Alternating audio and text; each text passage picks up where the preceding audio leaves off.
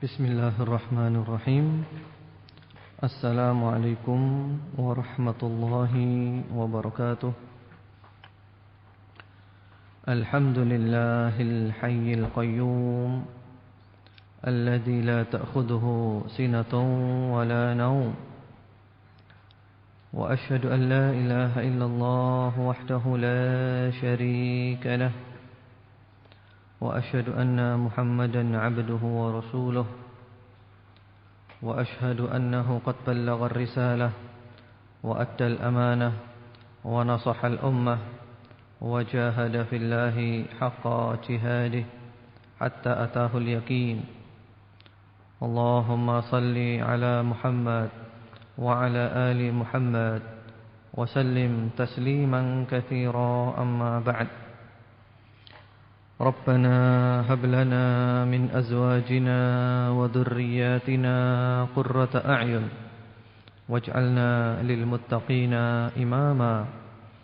Ya Allah, karuniakanlah kepada kami daripada istri-istri kami dan anak-anak kami sebagai permata hati kami, dan jadikanlah kami pemimpin bagi orang-orang yang bertakwa. Allahumma amin.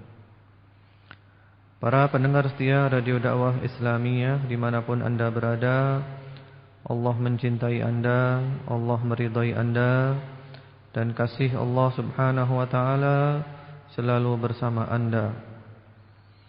InsyaAllah kajian pendidikan anak dalam Islam pada pagi hari ini kita membahas dua materi.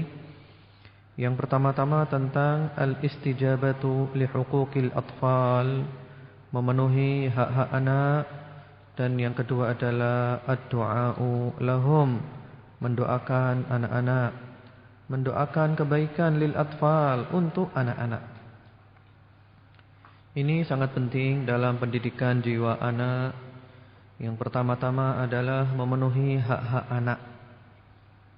Ketika para orang tua atau para pendidik memenuhi hak-hak anak, menerima kebenaran yang diucapkan, yang diperbuat oleh anak-anak, maka hal ini menanamkan dalam jiwa anak-anak itu perasaan positif ketika menghadapi kehidupan. Anak-anak mempunyai pandangan yang positif terhadap kehidupan ini.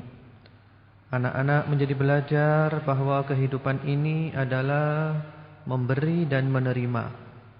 Memberi dan menerima. Karena mereka merasa demikian dihargai, demikian dihormati, mereka diperhatikan hak-haknya, sehingga ini melatih mereka untuk tunduk kepada kebenaran. Dan dia melihat kepada para pendidik, para guru, para orang tua sebagai suri tauladan yang baik. Hal ini membiasakan kepada anak-anak bersikap adil. Bersikap adil, sehingga anak-anak akan tumbuh menjadi matang, dan anak-anak menjadi semakin percaya diri, dan mereka berani mengungkapkan tentang diri mereka, berani mengungkapkan tentang apa yang ada dalam diri mereka, dan mereka tidak menjadi anak-anak yang minder, anak-anak yang putus asa dalam menghadapi kehidupan. Jadi ini penting, memberikan hak-hak anak. Di antara hak anak itu adalah kita menghargai. Mereka punya hak untuk dihargai. Mereka punya hak untuk didengarkan. Mereka punya hak untuk diminta pendapatnya. Dan kita para pendidik, para orang tua, kita jangan meremehkan mereka. Kita dengar mereka. Kita terima pendapat mereka. Kita terima omongan mereka. Kita terima nasihat mereka. Selama hal itu adalah kebenaran. Menghargai hak-hak anak, memenuhi hak-hak anak, ini diajarkan oleh agama Islam yang sangat kita cintai ini. Rasulullah sallallahu alaihi wasallam menghargai anak-anak. Pernah suatu ketika Rasulullah sallallahu alaihi wasallam kumpul dengan para sahabat. Di sebelah kanan beliau ada seorang anak kecil, di sebelah kiri beliau ada orang-orang tua. Ketika itu Rasulullah sallallahu alaihi wasallam menghormati sang anak ini, minta izin akan memberikan minum kepada orang tua, mengizinkan atau tidak anak ini. Karena biasa Rasulullah sallallahu alaihi wasallam apabila selesai minum, maka yang diberi giliran untuk meminum sebelah kanan. Ini kebetulan sebelah kanannya anak kecil, sebelah kirinya orang tua. Rasulullah izin dulu kepada anak ini, kau izinkan enggak aku beri minum orang-orang tua dulu? Bagaimana kisahnya? Mari kita lihat. Diriwayatkan oleh Al-Imam Al-Bukhari rahimahullahu ta'ala dan juga oleh Imam Muslim melalui jalan sahabat Sahal bin Sa'ad radhiyallahu ta'ala anhu, anna Rasulullah sallallahu alaihi wa ala alihi wasallam utiya bi syarab. Waktu itu sebagian sahabat membawa minuman kepada Rasulullah sallallahu alaihi wa ala alihi wasallam. Lalu Rasulullah sallallahu alaihi wasallam meminumnya. Kemudian sebagaimana biasa beliau selalu memberikan minum juga kepada yang di sekitarnya, yang kanan dulu kemudian yang kiri. Ternyata yang di sebelah kanan beliau anak kecil, ghulam, anak kecil, yaitu yang bernama Al-Fadl ibnu Abbas radhiyallahu taala anhuma. Al-Fadl ibnu Abbas. Jadi masih merupakan sepupu Rasulullah sallallahu alaihi wasallam. Di sebelah kiri beliau orang-orang tua. Sebelah kanan anak kecil, sebelah kiri orang-orang tua. Di sini kalau menurut keadilan dan menurut kebiasaan Rasulullah sallallahu alaihi wasallam yang diberi minum sebelah kanan dulu. Dan beliau tidak menghilangkan kebiasaan ini. Beliau minta izin kepada anak itu, wahai anak, ini sebenarnya giliranmu minum, tapi karena di sebelah kiri ada orang-orang tua, bagaimana? Anda izinkan enggak saya memberi minum orang-orang yang lebih tua dulu? Kemudian ternyata anak ini mengatakan, la wallahi ya Rasulullah, la uthiru binasibi minka ahadan. Wahai Rasulullah, demi Allah, saya tidak akan membiarkan bekas mulut muliamu diberikan kepada yang lainnya selain aku. Maksudnya anak kecil ini tidak ingin gelas yang ada bekas mulut mulia Rasulullah sallallahu alaihi wasallam itu disentuh orang lain. Anak ini ingin supaya bekas mulutnya Rasulullah sallallahu alaihi wasallam itu mengenai mulutnya dia. Dia ingin mendapat barokah dari Rasulullah sallallahu alaihi wasallam karena memang Rasulullah sallallahu alaihi wasallam penuh dengan barokah. Rasulullah manusia yang suci, tidak sama dengan manusia yang lain. Jadi anak kecil ini bukannya ingin bukan ingin minumannya, tapi ingin berkah dari bekas mulut mulia Rasulullah sallallahu alaihi wasallam. Dia tidak mau, ya Rasulullah, saya enggak mau ya Rasulullah. Saya ingin berikan bagian saya dulu karena saya ingin agar mulut saya menyentuh bekas mulut Anda yang mulia ya Rasulullah sallallahu alaihi wasallam. Akhirnya Rasulullah sallallahu alaihi wasallam menghargai anak itu.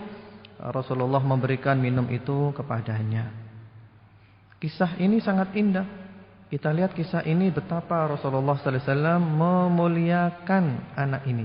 Anak kecil.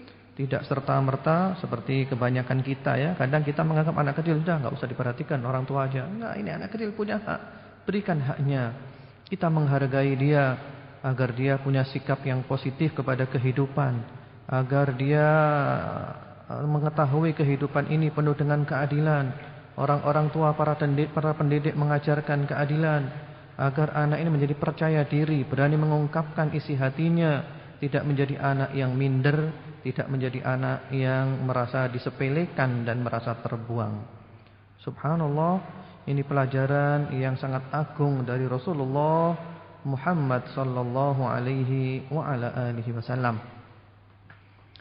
Termasuk juga pernah Rasulullah sallallahu alaihi wasallam bersabda, ya ummul qauma aqra'uhum li kitabillah. Hendaklah yang menjadi imam suatu kaum itu adalah orang yang paling banyak hafalan Al-Qur'annya. Yang menjadi imam adalah orang yang paling banyak hafalannya. Ketika itu di zaman sahabat ada seorang anak, bahkan disebutkan dalam sebagian riwayat umurnya masih 6 tahun. 6 tahun tapi dia banyak hafalan Qur'annya, yang tua-tua kalah. Jadi kalau menurut istilah kita 6 tahun ini ya masih belum baligh. Tapi karena dia ngerti, pandai, dia tahu cara wudhu yang benar, tata cara salat yang benar, dia tahu cara membersihkan najis semuanya, maka anak ini dimajukan menjadi imam. Menjadi imam, dijadikan menjadi imam anak ini, sementara di belakangnya adalah orang-orang yang lebih tua daripada dia. Menghargai anak, memuliakan anak, menimbulkan sikap positif anak dalam menghadapi kehidupan ini. Kemudian juga ada kisah yang sangat menarik. Kisah yang sangat menarik terjadi kepada Abu Hanifah. Imam Abu Hanifah, salah seorang pemimpin madhab besar, madhab Hanafi. Beliau waktu itu memberi nasihat kepada anak kecil. Beliau lihat ada tiflun saghir, ada anak kecil yang bermain tanah.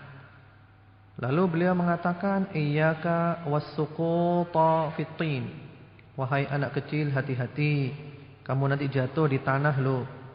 Wahai anak kecil, hati-hati, kamu nanti jatuh di tanah loh. Kemudian subhanallah, anak kecil ini secara spontan mengatakan kepada imam yang besar ini, iyyaka anta minas suqut, li'anna suqutal alim suqutul alam. Wahai imam, hati-hatilah anda daripada jatuh, karena jatuhnya seorang alim adalah sama dengan jatuhnya alam. Subhanallah. Jadi Imam Abu Hanifah mengatakan kepada anak kecil ini, hati-hati, kamu nanti jatuh di tanah loh, hati-hati. Ternyata anak ini secara spontan mengatakan, anda juga wahai imam, anda hati-hati, jangan sampai jatuh, karena anda seorang alim. Seorang alim itu kalau jatuh berarti jatuhnya alam. Artinya hati-hati, kamu jangan sampai menjatuhkan dirimu, karena kamu punya ilmu, kamu orang alim, anda orang besar. Jangan menjatuhkan diri anda dengan melakukan hal-hal yang bisa melecehkan nama besar anda, bisa melecehkan ilmu anda. Subhanallah, Imam Abu Hanifah benar-benar kaget dengan nasihat sang anak ini. Diperhatikan benar. Beliau gemetar saat itu mendengar nasihat anak kecil ini. Subhanallah. Jadi beliau tidak meremehkan, oh ini anak kecil, enggak didengar, enggak, beliau dengarkan. Subhanallah, nasihat anak ini benar-benar masuk dalam hati saya. Nasihat anak ini benar-benar sesuai dengan kenyataan. Saya harus benar-benar menjaga diri saya. Imam Abu Hanifah setelah mendengar nasihat anak kecil ini, beliau tidak berani mengeluarkan fatwa. Beliau takut mengeluarkan fatwa, kecuali setelah dipelajari selama 1 bulan, baru fatwa itu dimunculkan oleh beliau. Jadi beliau menerima ucapan anak ini. Alhamdulillah mendapat nasihat dari anak. Beliau hati-hati ketika mengeluarkan fatwa. Jangan sampai fatwa-fatwa yang menjerumuskan, fatwa-fatwa yang menyesatkan. Menghormati anak. Kemudian juga pernah Imam Abu Hanifah ini ketika sedang berjalan, tanpa sengaja beliau menginjak kaki anak kecil yang tidak dilihatnya. Tanpa sengaja menginjak kaki anak kecil yang tidak dilihatnya. Kemudian anak kecil itu mengatakan kepada Imam Abu Hanifah dengan secara spontan, ya Syekh, ala takhaful qisas yaumal qiyamah. Wahai Syekh, apa anda tidak takut qisas hari kiamat nanti? Tidak takut qisas hari kiamat nanti? Anda sekarang menginjak kaki saya, nanti hari kiamat anda dibalas karena menginjak kaki saya ini. Subhanallah, Imam Abu Hanifah yang tanpa sengaja menginjak kaki anak tersebut, setelah mendengar kata-kata anak itu tentang qisas hari kiamat, faghushiya ala Abi Hanifah, lalu beliau pingsan. Beliau pingsan. Begitu kagetnya mendengar kata-kata anak yang secara spontan, beliau pingsan. Kemudian setelah beliau sadar dari pingsannya itu, beliau ditanya, ya Abu Hanifah, ma ashadda ma akhadha biqalbika qawlu hadha sabi? Wahai Imam Abu Hanifah, kenapa begitu hebat menggunjam dalam hatimu kata-kata anak kecil ini? Kenapa begitu hebat masuk dalam hatimu kata-kata anak kecil ini? Beliau mengatakan, akhafu annahu lukin. Saya khawatir anak ini mengatakan tadi itu dibimbing oleh malaikat. Saya khawatir anak kecil ini ketika ngomong tadi dibimbing oleh malaikat. Karena dia anak kecil, dia bisa mengatakan seperti itu. Allahu Akbar. Para pendengar yang budiman dimanapun anda berada, Allah mencintai anda, Allah meridhai anda, dan hari-hari anda bersama kasih Allah subhanahu wa ta'ala. Demikian pula kita dalam kehidupan sehari-hari. Mari anak-anak kita, anak-anak didik kita yang masih kecil-kecil itu kita perhatikan, kita berikan hak-haknya, kita muliakan, kita dengar omongannya. Karena kadang anak-anak kita yang masih kecil itu ngomong sesuatu yang benar. Bahkan kita perlu merenung, jangan-jangan dia ngomong yang luar biasa itu mendapat ilham dari Allah. Dia dibimbing oleh malaikat. Kadang anak kita mengatakan, wahai abi, wahai umi, wahai ayah, wahai ibu, wahai abuya, hendaklah abuya begini, abi begini, ibu begini. Ternyata anak kecil itu dibimbing oleh Allah untuk mengatakannya demi kemaslahatan bapak, ibunya atau para orang tua. Kita dengarkan mereka. Kita jangan meremehkan mereka agar mereka merasa hidup ini adalah penuh dengan kebaikan dan pandangan mereka terhadap kehidupan ini menjadi positif. Kemudian juga ada kisah yang sangat menarik pula. Kisah ini terjadi kepada seorang anak as-sabi, seorang anak kecil yang bernama Al-Husain bin Al-Fadl. Al-Husain bin Al-Fadl. Waktu itu Al-Husain bin Al-Fadl ini masuk kepada salah seorang penguasa. Tapi tidak disebutkan siapa nama penguasa saat itu. Beliau masuk. Di sana ada para ulama, orang-orang besar di sana kumpul di sana. Kemudian ternyata sang anak ini dengan kepolosannya dia berbicara di depan orang-orang banyak, orang-orang alim itu. Lalu dia dibentak, asabiyun yatakallamu fi hadzal maqam. Kamu ini masih anak kecil, kok berani-beraninya ngomong di sini?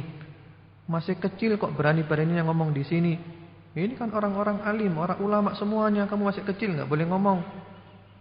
Subhanallah, ternyata anak kecil ini dengan penuh kecerdasan menjawab.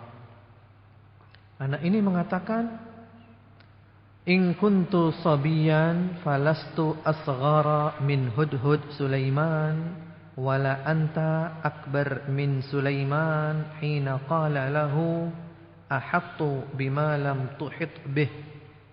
Thumma qala ala tara annahu fahhama al-hukma Sulaiman walau kana al-amru bil kibar lakana Daud aula. Kata anak ini, memangnya kenapa?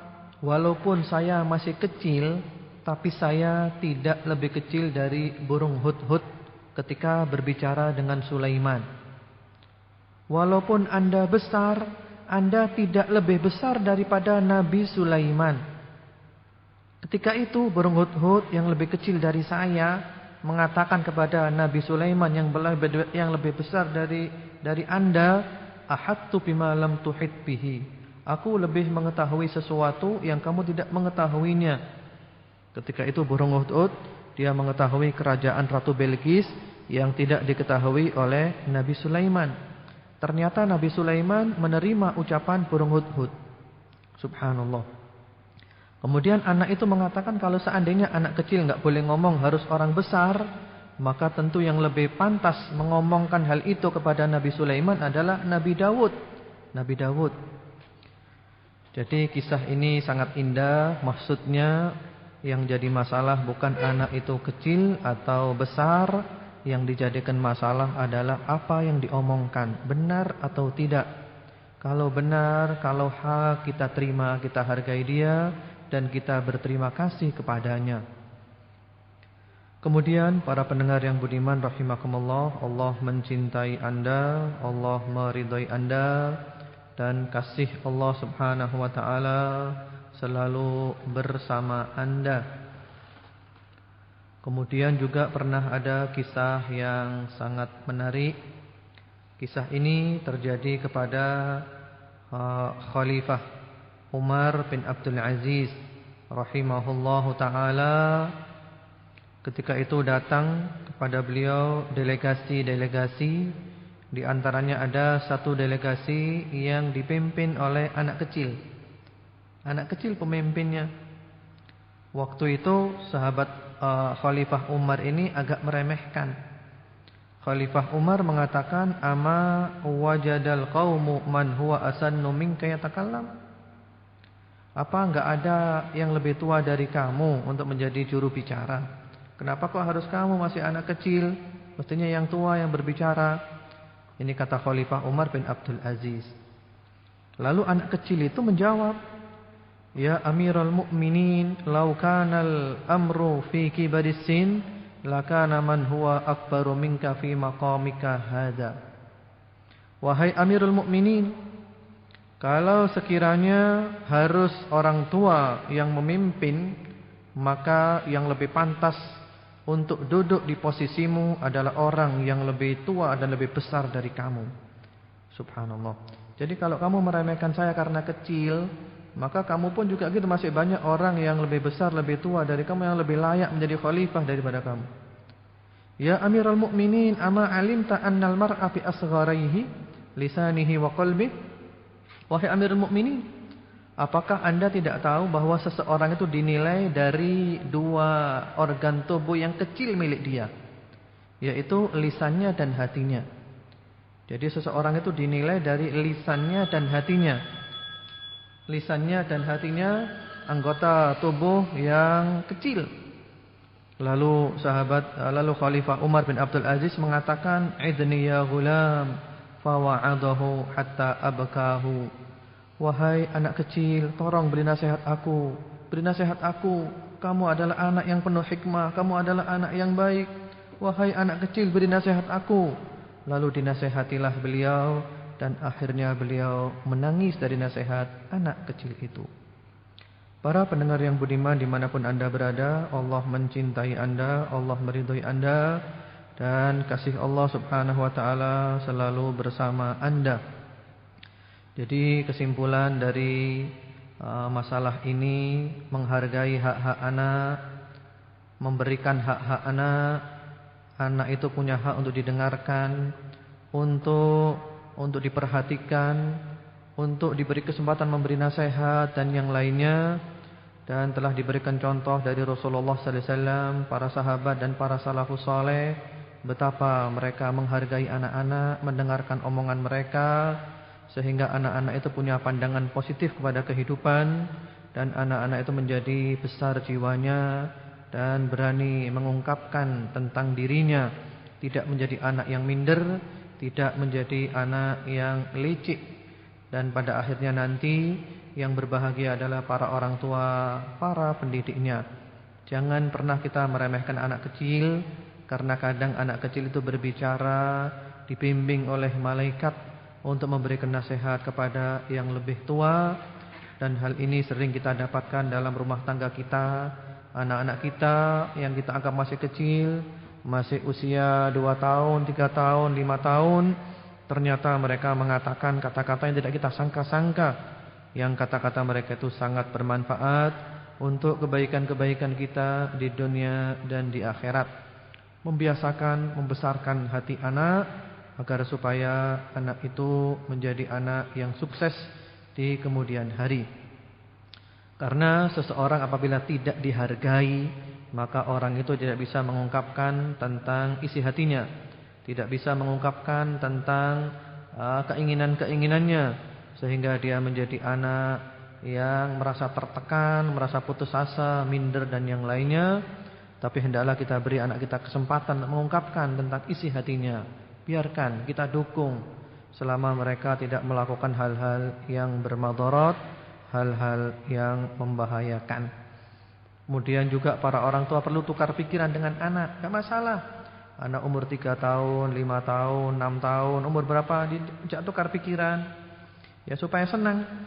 Apalagi anak-anak sekarang itu walaupun tampaknya usianya masih kecil, mereka itu faham, mereka ngerti.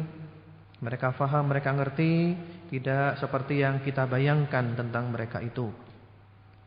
Ternyata waktu kita sangat terbatas. Jadi mengenai doa untuk anak-anak kita pending dulu. Kalau nanti masih ada waktu, ya kita lanjutkan lagi insyaallah.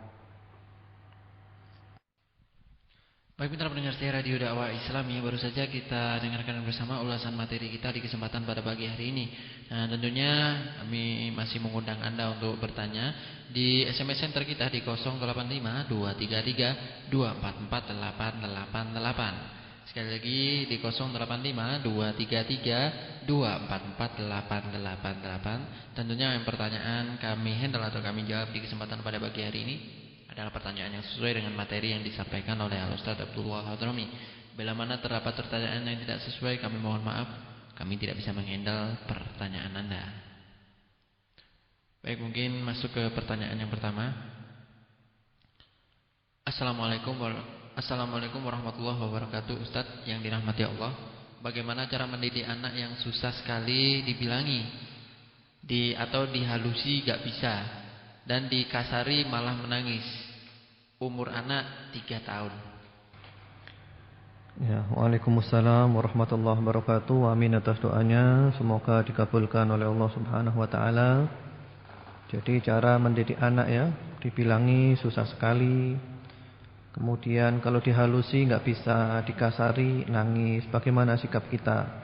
Anaknya masih berusia 3 tahun.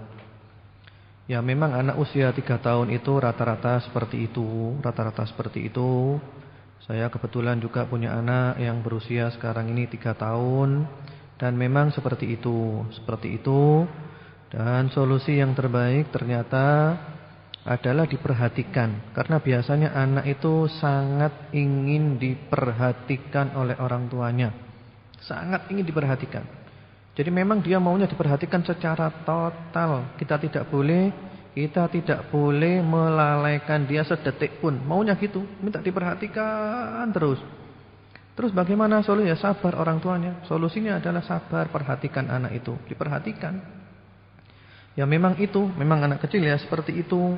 Jadi para orang tua diharapkan sabar. Kemudian juga jangan lupa, dalam segala hal itu kita jangan menyerahkan kepada diri kita sendiri, tapi kita menyerahkan kepada Allah, tawakal.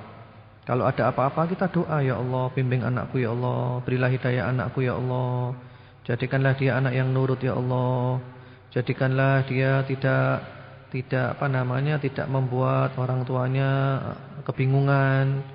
Ya, minta tolong kepada Allah terus. Jadi memang anak usia 3 tahun seperti itu, dihalusi enggak bisa, dikasarin aja 3 tahun, enggak ngerti apa-apa. Masalah sholat saja Rasulullah sallallahu alaihi wasallam itu nyuruh anak sholat umur 7 baru disuruh sholat. Umur 10 enggak mau sholat baru dipukul. Jadi 3 itu terlalu kecil sekali. Jadi para orang tua harap sabar, karena kenyataannya anak-anak seusia itu ingin diperhatikan betul, ingin diperhatikan 100%. Bahkan maunya kita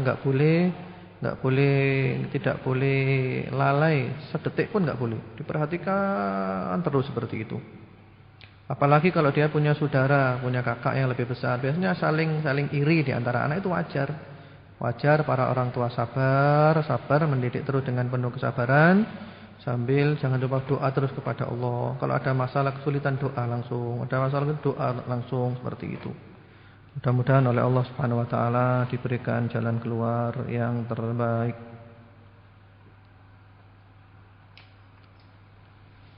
Assalamualaikum Ustadz yang dirahmati Allah, bagaimana bila sama orang tua biar kalau menasihati anak kecil atau cucunya itu yang halus, soalnya nasihatnya selalu bikin anak itu sakit. Terima kasih. Waalaikumsalam warahmatullahi wabarakatuh. Amin atas doanya, semoga dikabulkan oleh Allah Subhanahu wa taala.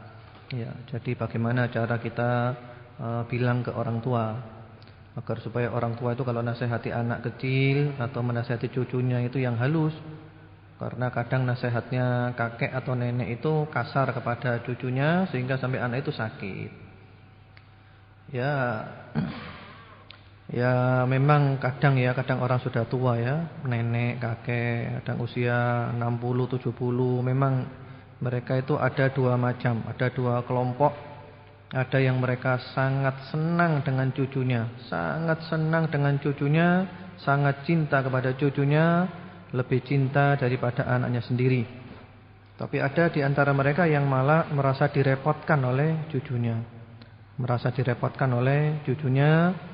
Ya diberi pengertian aja kepada para orang tua atau para kakek, para nenek, bahwa ini adalah hamba Allah. Bagaimanapun juga ini adalah hamba Allah, makhluk Allah, yang kita dianjurkan untuk sayang kepada dia, bersikap rahmat kepada dia. Yang mana kalau kita nanti sayang kepada dia, Allah akan menyayangi kita. Kalau kita bersikap keras, kasar, marah-marah, bentak-bentak, bahkan sampai mukul, itu nanti Allah juga akan marah kepada dia. Seperti itu. Nanti insya Allah orang akan takut Karena orang yang berakal akan menyadari anak kecil yang enggak perlu dikasari, dikerasi. Rasulullah sallallahu alaihi wasallam itu pernah melihat seorang badui ini melihat Rasulullah mencium cucu-cucunya. Kemudian badui ini mengatakan bahwa saya punya cucu tapi saya enggak pernah nyium. Lalu Rasulullah sallallahu alaihi wasallam mengatakan bahwa Allah boleh jadi telah mencabut sifat rahmat, kasih sayang dari hatimu. Lalu beliau mengatakan man la yarham la yurham. Orang yang tidak menyayangi dia tidak akan disayangi. Kalau kamu enggak sayang kepada cucumu, kamu tidak akan disayang oleh Allah Subhanahu wa taala. Jadi diberitahu seperti itu. Jadi bagaimanapun juga ini adalah hamba Allah yang harus disayang, apalagi cucu bapak sendiri, cucu ibu sendiri, seperti itu. Insyaallah dengan pemahaman begitu nanti orang tua akan berpikir panjang.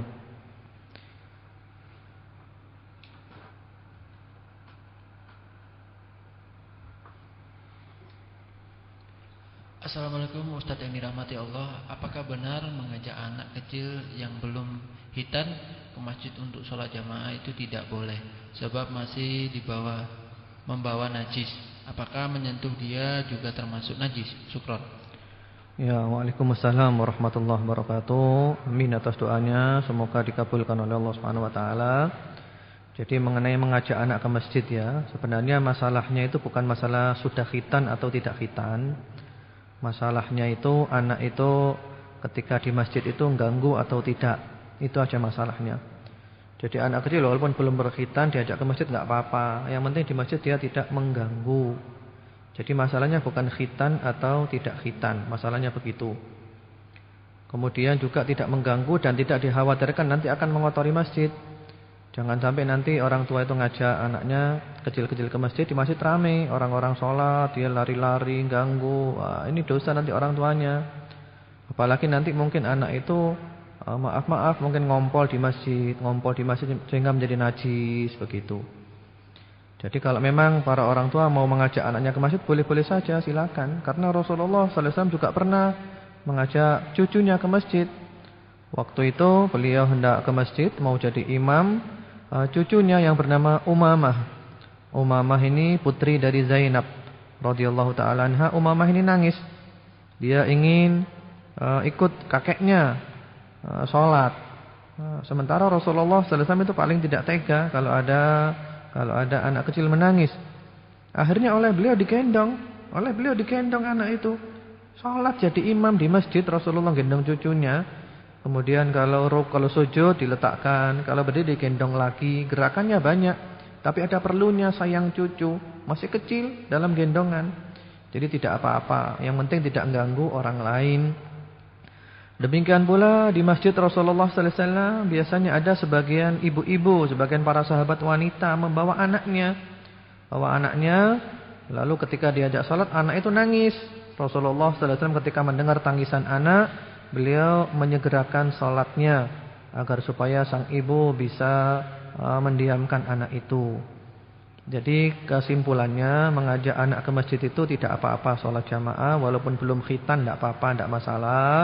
Yang penting pokoknya anak itu tidak mengganggu orang lain di masjid dan tidak dikhawatirkan nanti mengotori masjid, tidak ngompol di masjid atau semisalnya.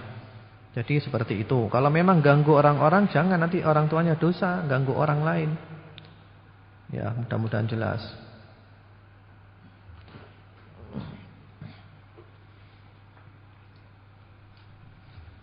Assalamualaikum Ustaz. Saya seorang guru ngaji.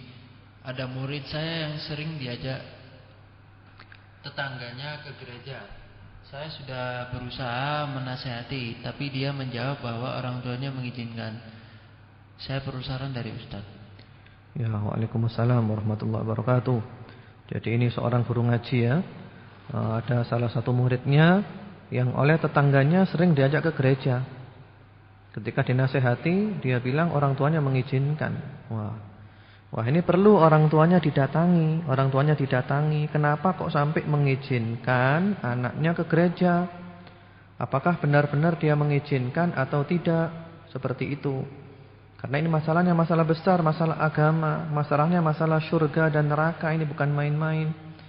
Jadi Anda sebagai guru ngaji mudah-mudahan istiqomah, mudah-mudahan sabar terus dan didatangi orang tuanya. Orang tuanya, wali murid itu didatangi, diberitahu bahwa anaknya sering diajak ke gereja oleh tetangganya. Kemudian kenapa orang tuanya kok sampai mengizinkan? Ya terangkan ini masalah besar, masalah surga dan neraka. Masalah surga dan neraka. Boleh jadi orang tuanya nanti Islam, nanti anaknya terbawa menuju agama gereja, agama Nasrani. Berbahaya. Jadi perlu didatangi aja orang tuanya, diberitahukan. Kemudian kepada yang Nasrani diberitahu jangan mengajak-ngajak orang Islam ke gereja. Jadi tetangga yang Nasrani diberitahu jangan sekali-kali mengajak orang Islam ke gereja. Anda beragama Nasrani silahkan, Anda ke gereja silahkan. Silahkan, kita tidak ganggu Anda. Tapi tolong Anda juga jangan ganggu kita, jangan mengajak orang Islam ke gereja. Ya seperti itu. Jadi solusinya di sini Anda lakukan dua hal. Yang pertama-tama Anda datang ke rumah wali murid, diberitahu orang tuanya bahwa anaknya sering diajak ke gereja. Kenapa kok dibiarkan bahkan diizinkan? Karena ini urusannya surga dan neraka, ini perkara besar bukan main-main. Yang kedua, tetangga yang suka mengajak ke gereja didatangi juga. Jangan takut-takut mendatanginya. Ini amar ma'ruf nahi mungkar, ini kemungkaran harus dirubah. Anda datang ke dia, Anda bilang, Anda silahkan ke gereja, kita tidak mengganggu Anda. Tapi tolong Anda jangan mengajak orang Islam ke gereja, apalagi anak-anak. Tolong didengarkan ini. Nah seperti itu. Seperti itu. Kemudian juga diberitahukan ke Pak RT. Pak RT ya, kalau RT-nya Islam, berikan tahu Pak RT, Pak RW, beritahu semuanya. Ini bahaya, ini ada upaya kristenisasi di kampung kita ini. Ini awas Pak RT, awas Pak RW, ini bisa mengancam keamanan. Ini bisa menjadikan suasana tidak kondusif. Seperti itu. Jadi itu saran saya kepada Anda, mudah-mudahan bermanfaat insyaallah.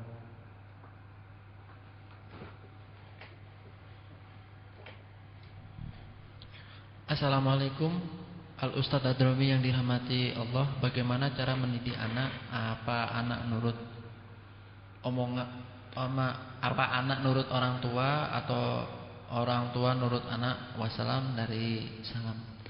Ya, waalaikumsalam warahmatullahi wabarakatuh. Amin atas doanya, semoga dikabulkan oleh Allah Subhanahu wa taala. Jadi ini bagaimana cara mendidik anak ya? Apakah anak nurut orang tua atau orang tua nurut anak? Ini masalahnya bukan nurut-nurutan ya, masalahnya bukan nurut-nurutan. Masalahnya itu apa dulu masalahnya? Kalau seandainya orang tua mengajak kepada kebenaran, tapi anak mengajak kepada kebatilan, maka di sini anak harus nurut orang tuanya, yang benar dituruti. Sebaliknya, kalau anak berada di atas kebenaran, orang tuanya yang salah, maka orang tua harus mengikuti kebenaran yang diungkapkan oleh anaknya. Jadi masalahnya bukan anak nurut orang tua atau orang tua nurut anak. Itu kalau masalah kebenaran dan kebatilan. Tapi kalau masalah-masalah yang sepele, masalah-masalah kehidupan sehari-hari, yaitu diselesaikan aja secara kekeluargaan, bukan masalah menang-menangan, kekeluargaan. Alangkah baiknya kalau para orang tua itu turun levelnya menjadi level anak-anak supaya nyambung. Jadi kita para orang tua punya anak kecil, anak umur 3, 5, 10 ya. Kita turun level ke level mereka sehingga bisa nyambung dengan mereka. Jangan kita nanti menganggap anak kita itu sudah tinggi levelnya seperti kita, nanti enggak nyambung karena dunianya lain. Jadi kalau masalah kebenaran dan kebatilan, maka kebenaran harus menang dari siapapun dia, dari anak, dari bapak, harus dimenangkan. Tapi kalau ternyata masalah-masalah urusan sehari-hari enggak ada hubungan dengan kebenaran dan kebatilan, maka sebaiknya masalah itu diselesaikan secara kekeluargaan saja, cara yang terbaik. Bagaimana supaya anak dan orang tua itu bisa jalan bareng-bareng, bisa rukun, bisa akrab, tidak saling bermusuhan. Orang tuanya itu sayang kepada anaknya, anaknya menghormati orang tuanya, seperti itu. InsyaAllah itu adalah solusi yang terbaik, mudah-mudahan.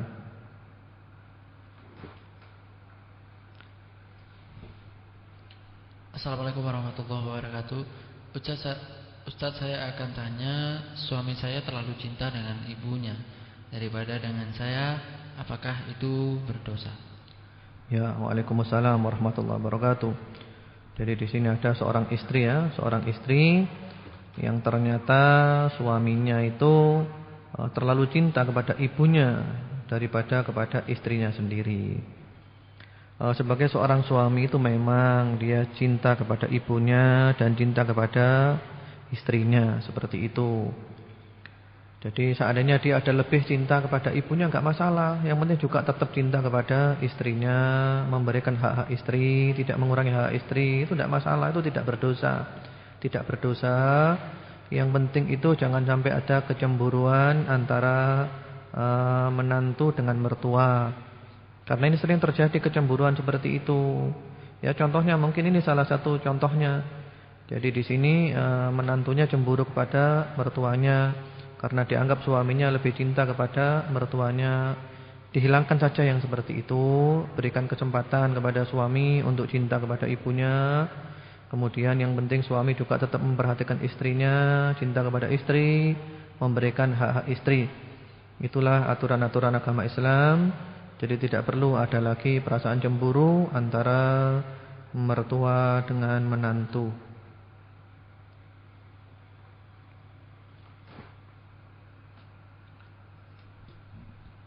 Assalamualaikum Ustaz. Ustaz, saya anak pertama dari 3 bersaudara. 2 saudara saya ingin menguasai harta orang tua. Harta yang orang tua punya, padahal orang tua saya masih ada, belum meninggal. Fatalnya orang tua gak tahu sifat-sifat adik saya. Kesimpulannya adik saya ingin nyerang orang tua dari belakang. Ustadz, apa yang harus saya lakukan dalam hal ini? Ya, waalaikumsalam warahmatullahi wabarakatuh. Jadi di sini ada 3 bersaudara ya. Ini anak pertama. 2 saudaranya itu ingin menguasai harta orang tuanya, padahal orang tua masih hidup. Yang jadi masalah sekarang orang tuanya enggak paham tentang 2 adiknya itu, 2 anaknya itu. Padahal 2 anak itu ingin nyerang orang tua, ingin mengambil hartanya. Bagaimana yang dilakukan apa? Yang Anda lakukan di sini pertama-tama ya tentu bicara dengan orang tua baik-baik ya, bicara baik-baik, halus, jangan sampai dia merasa tersinggung. Bicara baik-baik dan halus. Ya Anda enggak apa-apa menerangkan kalau memang ini kenyataan ya. Ini memang kenyataan, bukan persepsi Anda sendiri. Anda katakan kepada kedua orang tua, kepada orang tua tentang keadaan 2 saudara Anda itu. Ini ghibah, tapi ini ghibah yang boleh untuk maslahat. Jadi beritahu ke orang tua. Jadi sifat terbuka itu penting, terbuka. Bapak yang saya pahami Pak, mohon kalau saya salah dikoreksi Pak, bahwa kedua saudara saya yang saya cintai itu begini seperti itu, diberi pemahaman bapaknya.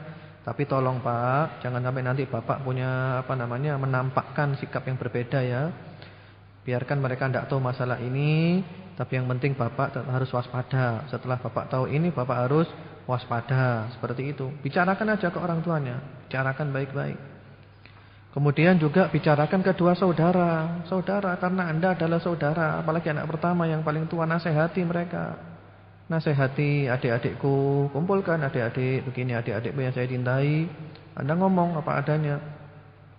Kalau seandainya Anda tidak mampu berbicara, Anda pinjam orang untuk berbicara, pinjam orang siapa yang kira-kira omongannya didengar. Jadi keterbukaan ini penting. Yang penting Anda ketika berbicara itu ikhlas. Anda bicara itu ikhlas ya. Karena orang itu kalau bicara ikhlas insyaallah keluarnya dari hati dan akan masuk ke hati. Karena kalau orang itu bicara enggak ikhlas dari mulut saja, itu tidak akan masuk ke hati, tapi hanya ada di telinga saja. Jadi begitu ya. Jadi solusinya 2 sama dengan tadi. Anda datang ke bapak, bicara baik-baik secara halus ke bapak, tapi dengan catatan bapak jangan menampakkan sifat beda kepada 2 anak. Setelah tahu siapa mereka, tetap dibimbing mereka dan bapak lebih waspada. Dan 2 saudara juga dinasihati dengan cara yang terbaik ya. Mudah-mudahan Allah Subhanahu wa taala memberi kepada Anda sekeluarga rumah tangga sakinah, mawaddah, warahmah insyaallah.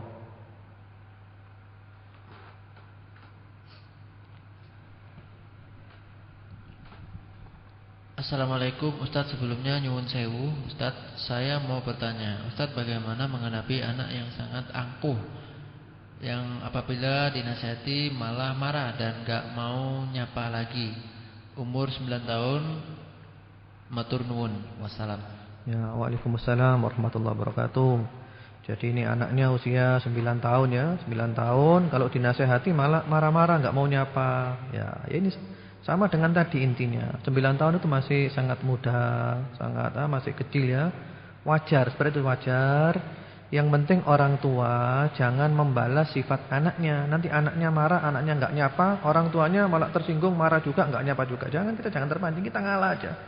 Kita ngalah, kita sayang, kita setulusnya kepada dia. Kemudian jangan lupa ya, ini ada resep yang sangat bagus untuk mengambil hati anak. Jangan lupa itu mengelus-ngelus rambutnya anak, mencium anak. Itu punya pengaruh yang besar itu. Kita elus-elus, kita cium pipinya, pipi kanan, pipi kiri, kita cium keningnya. Sambil kita doakan, wahai anakku, barakallahu fiik, semoga Allah memberkatimu anakku. Semoga kamu masuk ke dalam surga anakku. Ini punya pengaruh ini, Masya Allah. Jadi didekati kalau ada anak lagi marah, lagi angkuh, enggak nyapa, orang tuanya jangan marah. Bahkan kalau bisa kita jangan mengatakan anak saya punya sifat sangat angkuh, jangan. Anak saya ini mungkin mudah tersinggung, begitu aja, kata-kata yang lebih halus. Jadi kalau ada yang seperti ini, jadi anaknya kalau dinasehati itu marah, enggak nyapa, orang tua itu ngalah, enggak apa-apa. Apalagi umur 9 tahun, Anda elus kepalanya secara halus dengan cinta dari hati ya. Anda ketika mengelus kepalanya dari hati Anda, rasakan dengan sepenuh hati, cium pipi kanan, cium pipi kiri, cium keningnya, doakan. Semoga Allah memberkatimu anakku, barakallahu fiik. Semoga Allah menjadikanmu anak yang soleh. Semoga Allah menjadikanmu ahli surga anakku, insyaallah. Mudah-mudahan kita semua nanti masuk ke dalam surga anakku. Seperti itu. Itu nanti insyaallah anak itu akan masuk ke dalam hatinya cinta kepada orang tuanya. Jadi kalau ada anak marah enggak nyapa, jangan terlalu dipikiri, enggak masalah. Kita sebagai orang tua kita anggap biasa saja. Yang penting sikap kita kepada mereka tetap baik, tetap cinta, tetap ikhlas, seperti itu. Nanti insyaallah kita bahas juga masalah doa nanti ya, doa kepada anak. Bagaimana seorang tua itu mendoakan anak-anaknya. Ya, kemudian kata-kata tadi sangat angkuh itu dihilangkan karena kita khawatir ya, pandangan orang tua kepada anak itu menjadi doa. Pandangan orang tua kepada anak jadi doa. Misalnya orang tua itu menganggap anak saya ini angkuh. Ternyata pandangan orang tua, batinnya orang tua jadi doa. Anaknya nanti angkuh betulan. Jadi jangan. Anda rubah sikap itu, anak saya ini tawadhu. Anak saya ini tawadhu, rendah hati. Nanti persepsi Anda, batin Anda itu jadi doa. InsyaAllah anak Anda menjadi anak yang tawadhu. Ya, seperti itu. Mudah-mudahan insyaallah.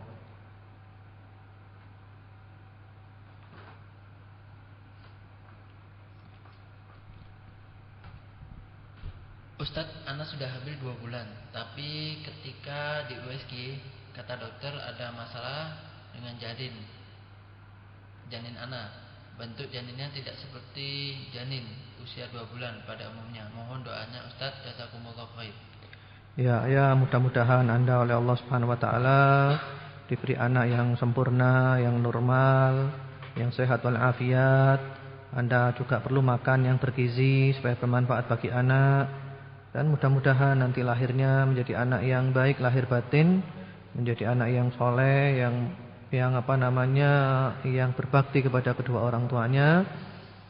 Dan sebenarnya saya juga ada doa ibu hamil ya, doa ibu hamil itu janin dalam perutnya. Silakan Anda datang di pengajian hari Selasa sore. Hari Selasa sore di Gedung Fatimah itu rutin hari Selasa sore ba'dal asar jam 4 sampai jam 5. Kemarin kita bagi-bagikan doa seorang ibu hamil untuk janin di perutnya, termasuk mendoakan agar supaya anak itu tumbuh normal, sehat walafiat, tidak kurang suatu apapun, sempurna, seperti itu. Anda bisa datang, Anda bisa tanya kepada ibu-ibu doa itu, dan Anda bisa menfotokopikannya, dan juga bisa dibagi-bagi insyaallah.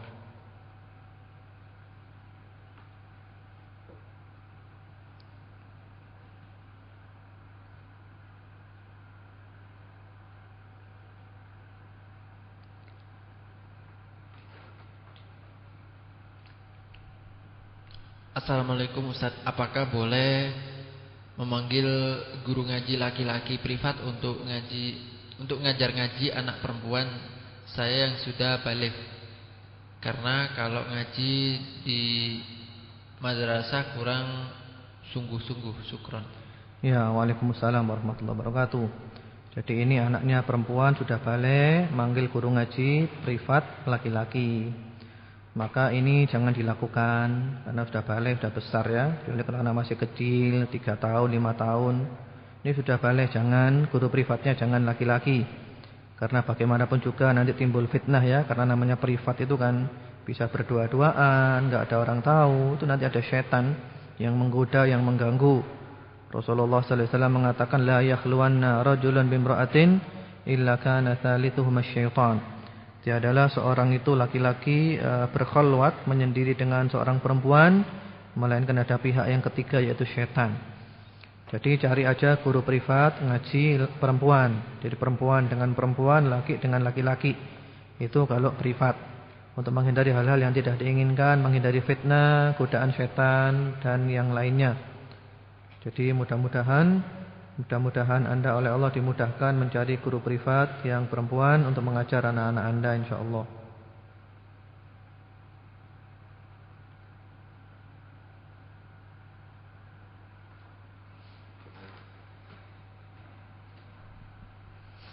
Assalamualaikum warahmatullahi wabarakatuh. Ustaz yang dimuliakan Allah, orang sholat menggendong anaknya laki-laki yang belum dihitan, apakah sah salatnya? Karena katanya anak yang belum dihitan ada najasnya. Najis ya. Waalaikumsalam warahmatullahi wabarakatuh. Amin atas doanya, semoga dikabulkan oleh Allah Subhanahu wa taala. Yang jadi masalah sekali lagi bukan khitan atau tidak khitan atau belum khitan. Yang jadi masalah adalah ada najis atau tidak. Kalau ada najis ya tidak boleh. Kalau tidak ada najis tidak apa-apa. Ya seperti itu. Dan najis sesuatu yang tampak, sesuatu yang tampak, sesuatu yang yakin. Sesuatu yang tampak, sesuatu yang yakin. Jadi bukan ragu-ragu, bukan menebak-nebak najis itu.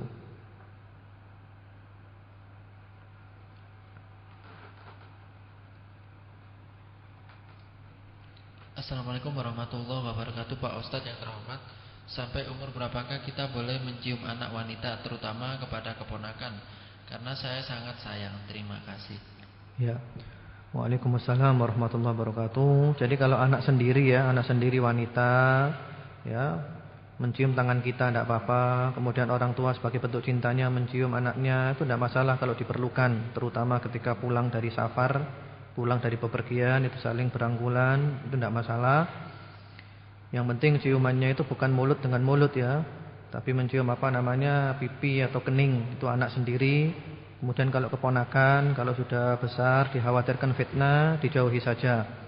Walaupun keponakan itu mahram sendiri, tapi kalau dikhawatirkan fitnah, dihindari saja. Dihindari supaya kita lebih selamat, supaya kita lebih aman.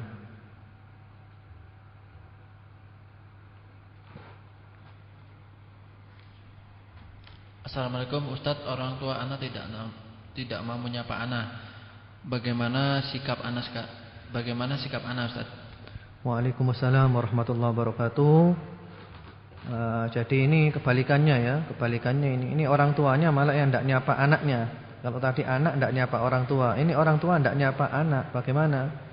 Nah, kalau ada orang tua tidak menyapa anak, maka anak perlu memperhatikan kenapa kok sampai orang tua tidak nyapa kita. Kita koreksi diri kita, mungkin kita ada salah. Mungkin orang tua itu tersinggung, ya seperti itu. Kalau memang kita ada salah, orang tua tersinggung, kita ngalah. Kita minta maaf, wahai bapak maafkan saya, wahai ibu maafkan saya. Saya memang masih ada banyak salahnya. Saya sebagai anak muda mohon selalu dinasehati. Seperti itu, ngalah aja anaknya ngalah seperti itu. Bersabar dan jangan sampai nanti orang tua enggak nyapa, anak mekut enggak nyapa, jangan ya, jangan. Tetap kita berbakti kepada kedua orang tua kita mendoakan mereka dan kita mencari sebab kenapa mereka kok tidak menyapa kita. Jangan ragu-ragu minta maaf.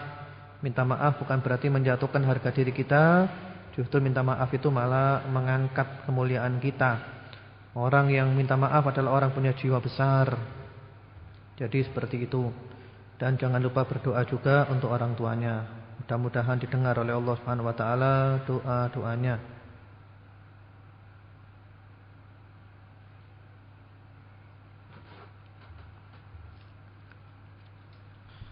Assalamualaikum Ustadz, bagaimana kalau keluarga ketika saya beritahu tentang agama malah mereka debat dengan tak ada dasar. Lalu ketika saya suruh dengar ceramah Ustadz dan Ustadz lainnya malah nonton TV. Saya pria anak pertama dan keluarga wanita dan dua di antaranya balik. Assalamualaikum. Waalaikumsalam warahmatullahi wabarakatuh. Jadi ini ya, punya keluarga, kalau diberitahu masalah agama mereka debat tidak ada dasarnya, disuruh dengarkan ceramah tidak mau, nonton TV. Bagaimana solusinya? Solusinya kita jangan pernah putus asa. Anda tetap dakwah terus kepada mereka, memberitahu kepada mereka, menjelaskan kepada mereka. Anda mencari-cari kesempatan yang tepat untuk menjelaskan, cari sarana yang terbaik. Jangan putus asa, tidak masalah. Memang itulah jalan dakwah. Yang penting adalah dakwah dan dakwah jalan terus. Jangan pernah kita putus asa. Dan hidayah taufik yang merubah itu nanti Allah Subhanahu wa ta'ala. Seseorang itu dikatakan sukses dalam dakwanya kalau dia telah menyampaikan dengan cara yang terbaik, semua sarana dia tempuh maksimal, itulah dia dianggap sukses. Baik dakwahnya didengar orang atau tidak, itu dikatakan sukses dari usaha dia yang maksimal. Ya, ini yang terakhir, silakan.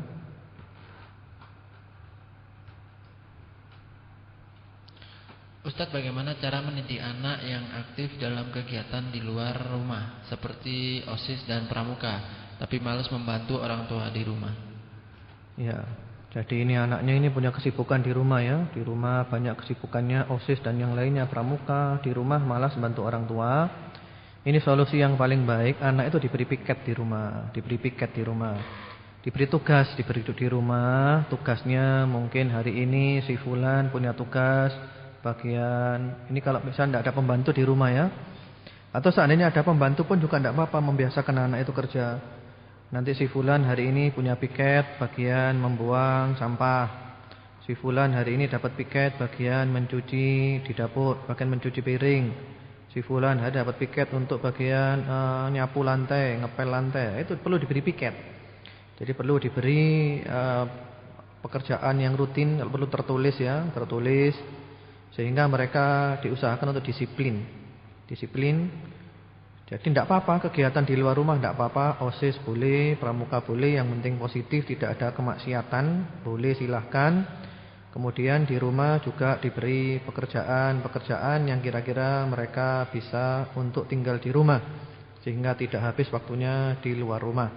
Atau juga mungkin diberi tugas di rumah, kamu diberi tugas oleh orang tua kalau satu hari itu ngaji, misalnya 2 halaman atau 1 juz berapa, seperti itu. Ya mungkin itu dulu yang bisa dijawab pada pagi hari ini. Bagi yang belum terjawab yang lainnya, mungkin yang terlambat masuknya mohon dimaafkan. Marilah kita tutup rumah tangga atau ceramah kita ini dengan berdoa kepada Allah Subhanahu wa taala. Semoga Allah memberikan kepada kita rumah tangga yang penuh dengan kebaikan insyaallah. Bismillahirrahmanirrahim. Alhamdulillahirabbil alamin. Allahumma shalli ala Muhammad wa ala ali Muhammad wa sallim tasliman katsira. Allahumma ihfaz auladana min kulli su'in wa baliyah. Allahumma ihfazhum wa la tadurrahum. Ya Allah, puja dan puji kami panjatkan hanya kepadamu. Curahkan salawat dan salamu kepada Nabi Muhammad dan keluarganya. Ya Allah, jagalah anak-anak kami, peliharalah anak-anak kami ya Allah dari segala keburukan dan bencana.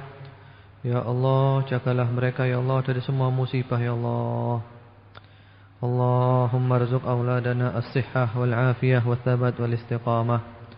Ya Allah, berikanlah kepada anak-anak kami ya Allah kesehatan, kesejahteraan, keselamatan, keteguhan dan istiqamah di dunia dan di akhirat.